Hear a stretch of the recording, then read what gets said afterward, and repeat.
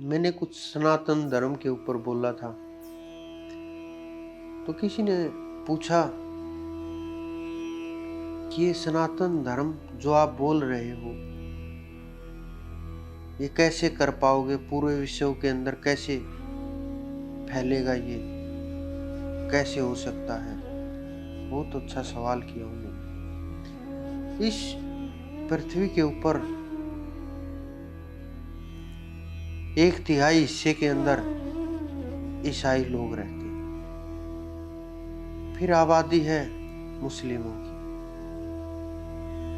24% के आसपास, फिर आबादी है हिंदुओं की 15% के आसपास, कुछ आबादी है जो किसी धर्म के नहीं मानते 15-16% के आसपास, और भी 2-4% में कुछ परसेंटेज बौद्ध धर्म। लेकिन हो कैसे, ये सवाल ये कि कैसे ये प्रभाव हो। हमारा जो सनातन धर्म है ये आदि से चला रहा है। जब हम नहीं थे, जब ये पृथ्वी नहीं थी, तब भी था। वो अंदर का विषय है, लेकिन उसको बाहर निकाल के लाया कैसे जाए, लोगों को कैसे समझाया जाए, कैसे उन देशों के ऊपर प्रभाव किया जाए। हमारे जो ऋषि मुनि थे, उन्होंने प्रयास किया 4 वेदों तक सीमित कर दिया जाए सब कुछ। फिर कुछ और ऋषि मुनि हुए, उपनिषद आ गए। फिर और ऋषि मुनि हुए, पुराण आ गए। फिर और ऋषि मुनि हुए,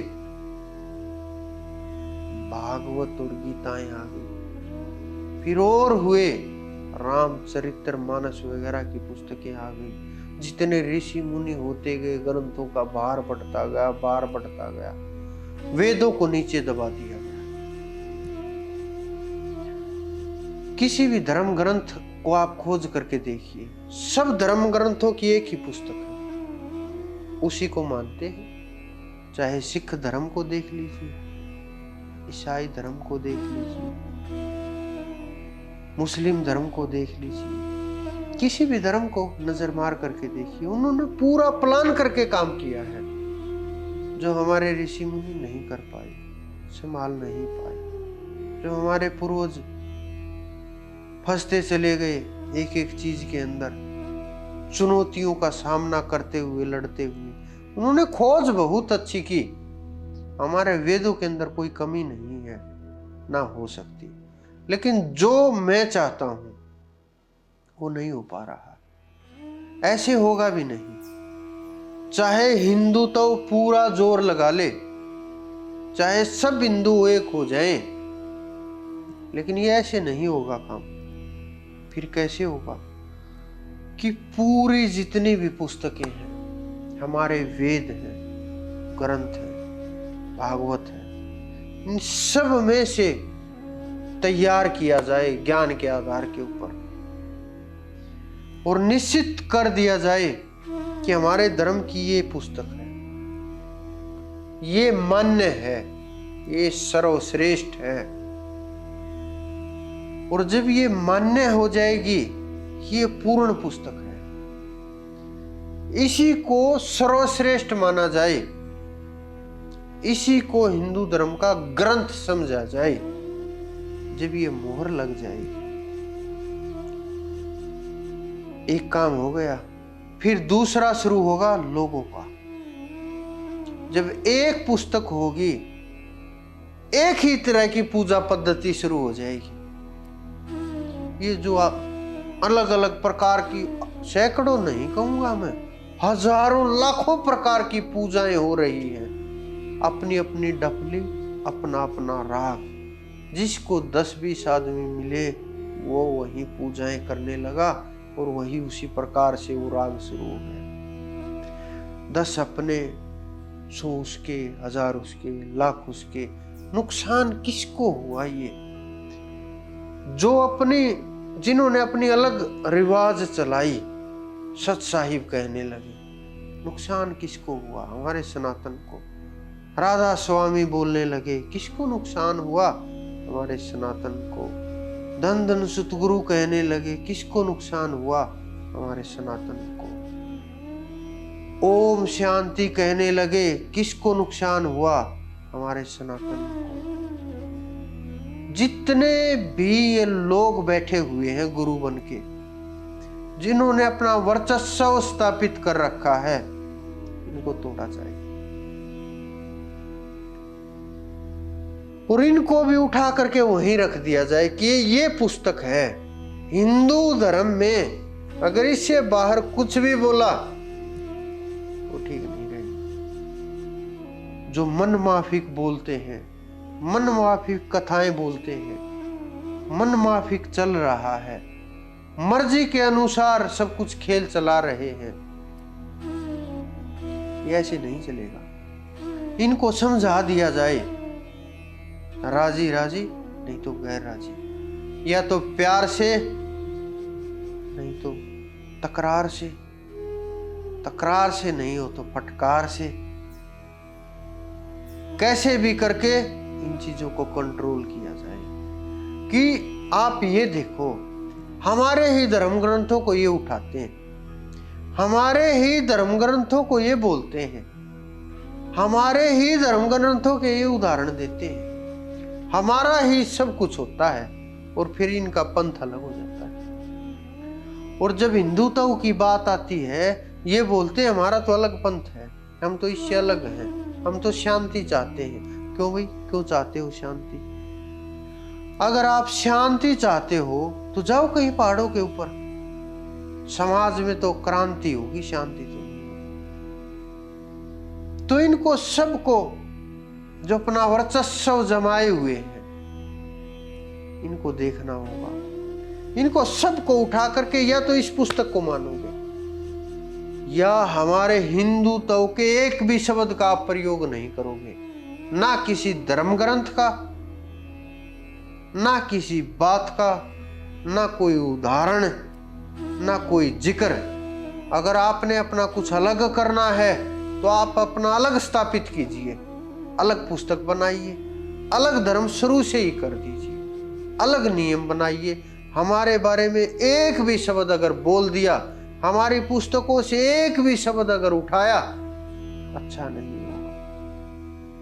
जिसको ईसाई बोलते हैं, क्या आपको पता है वो यहाँ पहलगाम के अंदर हमारे योगियों से शिक्षा ग्रहण करके गया था, योग सीख करके गया था। कुछ योग सीखे, बस उनको चमत्कार मान लिया। और रही बात मोहम्मद साहब की, कुरान मेरे पास रखी है, जब एक एक शब्द में खोल करके बोलूंगा आपके सामने, आप देख लेना क्या है उसमें, क्या नहीं है।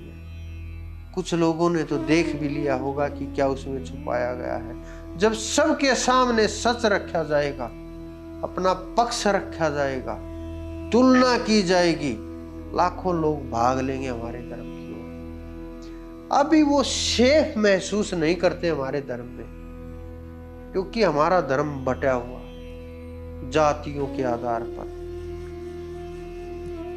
इनको तोड़ा जाए, मानव मानव देखा जाए, शिक्षा के आधार पर सब कुछ बंटवारा हो, जातियों के आधार पर नहीं। जब ये इस प्रकार का खेल शुरू होगा तो समझो हम आगे बढ़ना शुरू हो गए। और जब एक ग्रंथ होगा और जो जगत गुरु होगा वो एक ही होगा,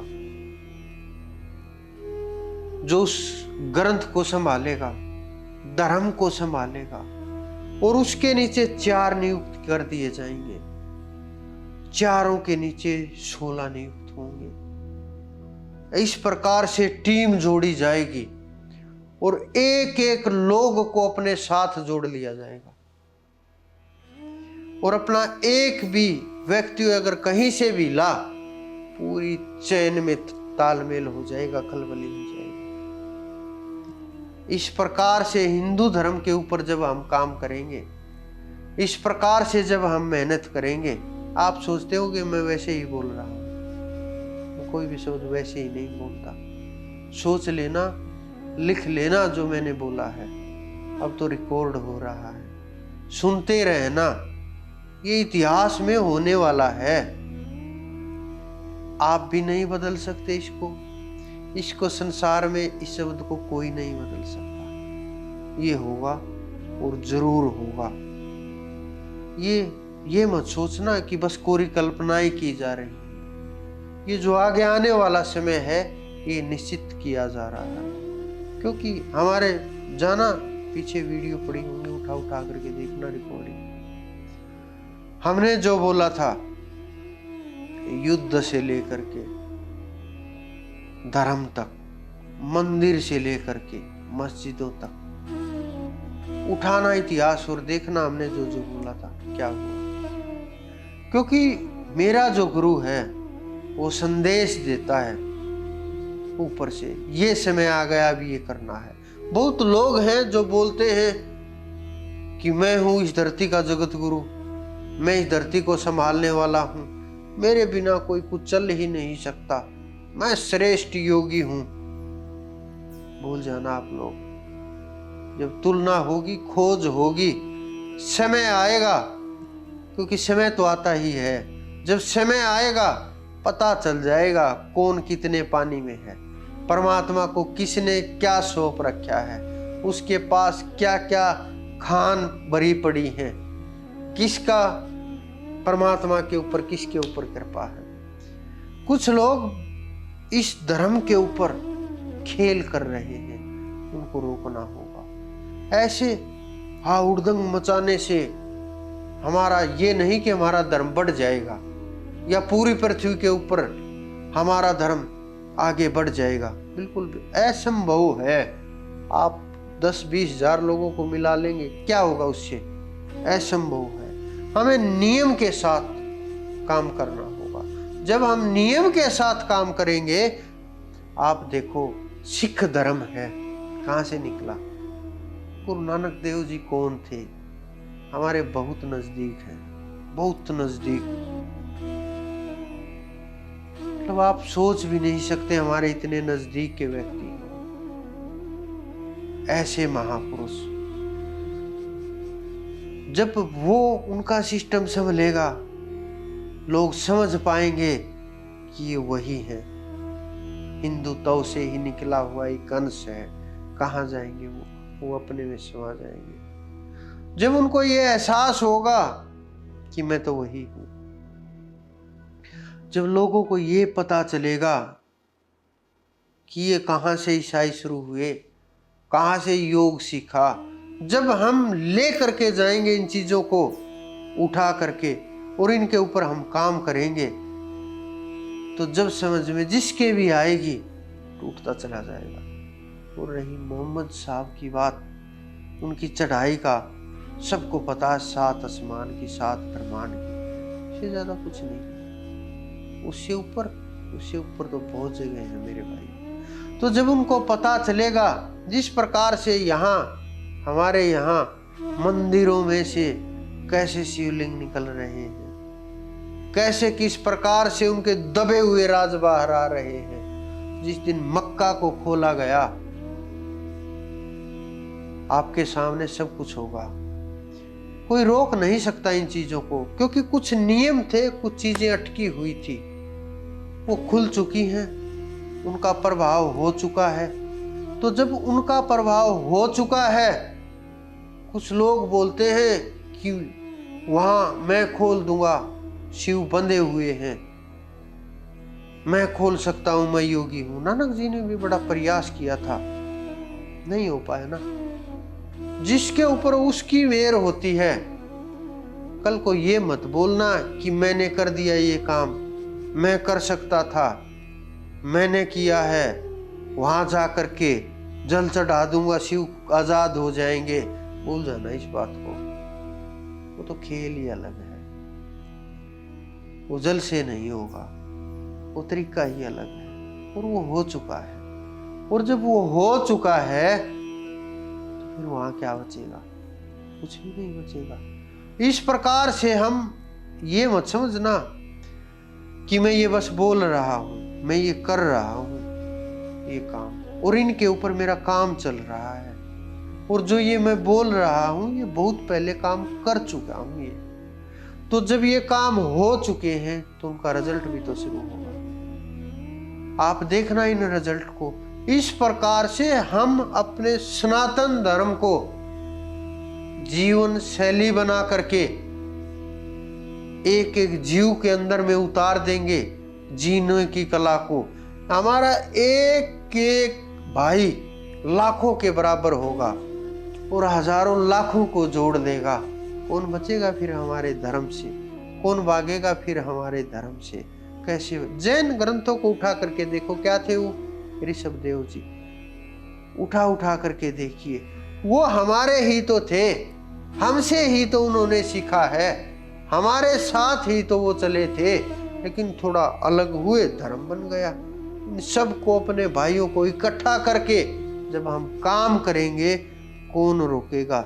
ये तो होके रहेगा, कोई नहीं रोक सकता। हाँ, समय लग सकता है लेकिन रोक कोई नहीं सकता। इस धरा के ऊपर तो कोई रोक नहीं सकता, क्योंकि ये जीवन की शैली है, ये जीवन की पद्धति है, ये जीवन की कला है जो मेरे गुरु ने इस धरा के ऊपर ले करके आए थे, जो सिखाया था। तो ये हमारी कोशिश, कुछ ही शब्दों में मैंने बताया, थोड़ा शॉर्ट करके। जब आप नजदीक आओगे, प्रयास करोगे काम करने का, जो हम बोल रहे हैं उसके ऊपर, तो सब आपके समझ में आ जाएगा। अभी हर राज में खोल नहीं सकता, समय समय के ऊपर इस प्रकार के राज मैं आपके बीच खोलता रहूंगा। जैसे जिसकी जितना जिज्ञासु होगा उसके सामने उतने ही पन्ने खोल दिए जाएंगे।